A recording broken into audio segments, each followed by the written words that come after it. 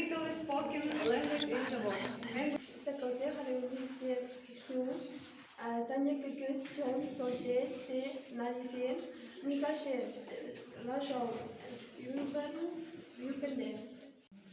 Herkese çiçek emer, buzlar uçar bir de maram. Oradan renge girer, her tarafta renge hareket. Киргизде дил корпус шаркисында зорлук сынабын өтешин. Самаве сынамляр яркишина бёк. Знаю много языка, я вас поздравляю. Знать, любить, верить, людям всем желаю. Родом язык, душа, вера, свобода, история его судьба народа.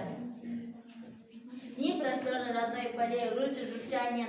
Слышим клятвы, вера и слово признания.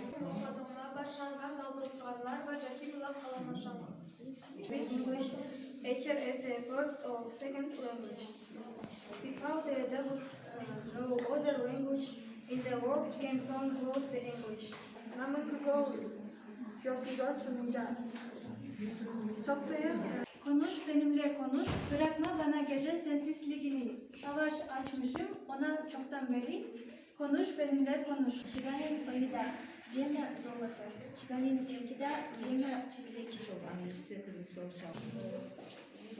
Язык с Богом русский язык с Богом беседует.